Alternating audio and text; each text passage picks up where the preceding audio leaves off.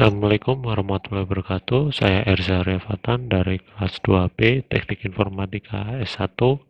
Saya hari ini akan membahas latihan matematika diskrit nomor 2, 3, dan 4. Soal nomor 2. Dari 100.000 buah bilangan bulat positif pertama, berapa banyak bilangan yang mengandung tepat satu buah angka 3, satu buah angka 4, dan satu buah angka 5? Nah, karena hanya bilangan bulat positif pertama, kita hanya menggunakan 5 kotak sebagai 5 digit yang harus dipenuhi. Oke, kemudian kita ambil dulu bilangan 5, 4, 3 sebagai angka yang hanya boleh satu buah setiap bilangannya. Bilangan tersebut hanya ada satu atau tidak boleh berulang. Kita ambil angka 5 sehingga ada 5 penempatan. Kemudian kita ambil angka 4 sehingga ada 4 cara penempatan. Kemudian yang terakhir kita ambil angka 3 sehingga ada 3 cara penempatan. Nah, untuk sisa tempat kita bisa isikan angka 7 yang berasal dari jumlah angka yang ada. 0, 1, 2, 6, 7, 8, dan 9. Dikarenakan angka-angka ini boleh berulang, tidak seperti 3, 4, dan 5. Setelah semua tempat terisi, kita kalikan 5 kali 4 kali 3 kali 7 kali 7 sehingga totalnya ada 2940 cara. Untuk soal nomor 3, tersedia 6 huruf A, B, C, D, E, F.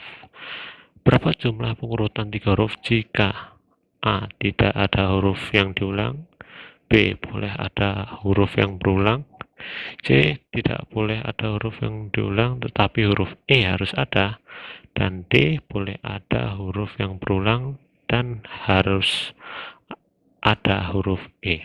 Oke. Untuk soal 3A, kita ambil dulu sebagai contoh huruf A. Sebenarnya milih hurufnya itu bebas ya. Ketika kita ambil huruf A, kemudian terdapat 6 cara dari A, B, C, D, F. A, B, C, D, E, F. Itu totalnya, total hurufnya. Setelah kita ambil hurufnya, kelanjutannya total cara yang ada berkurang sesuai huruf yang tersisa. Karena menyesuaikan peraturan di mana tidak ada huruf yang diulang. Nah, lanjut kita ambil huruf B sebagai contoh, terdapat 5 cara.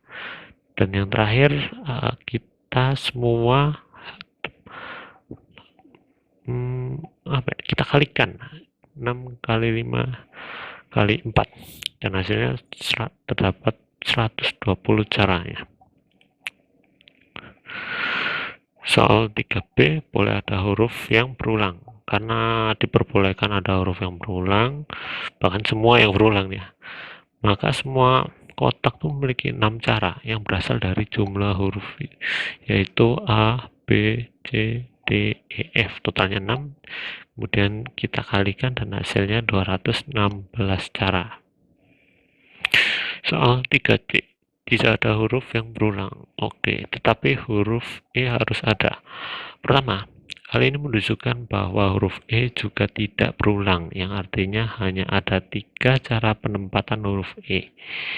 Karena E sudah terambil, tersisa A, B, C, D, F dengan 5 cara penempatan. Cara sama seperti sebelumnya hingga akhirnya kita jumlahkan 3 kali 5 kali 4. Totalnya 60 cara.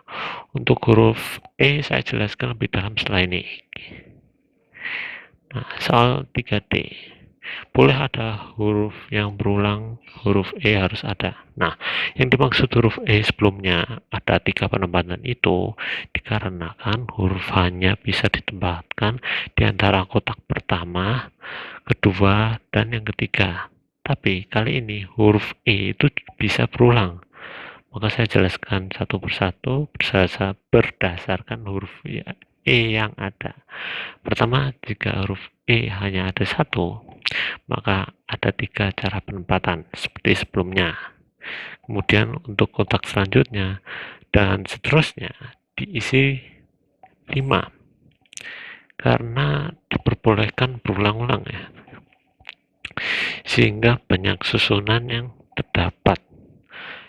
terbentuk ada 75 cara. Saya tidak meletakkan angka 3 di kotak yang berisi huruf E itu karena dapat membantu menjelaskan angka selanjutnya. Oke, jika hanya ada 2 E, maka E masih hanya memiliki 3 cara. Seperti pagar, terus pagar E. Maksudnya pagar itu adalah huruf di antara A, B, C, D, F. Jadi contohnya kayak seperti kemudian B, kemudian C, ya seterusnya. Kita tempatkan angka 5 di kotak terakhir. Kemudian kita jumlahkan, totalnya ada 15 cara. Nah, kalau misalnya E-nya ada 3, maka hanya ada satu cara penempatan, yaitu sehingga susunan huruf yang dapat dibentuk hanya satu cara ya, nggak ada huruf lain ya selain mau dibalik-balik ya tetap Nah, kesimpulannya, jika ada satu, maka terdapat 75 cara. Jika ada dua, maka terdapat 15 cara.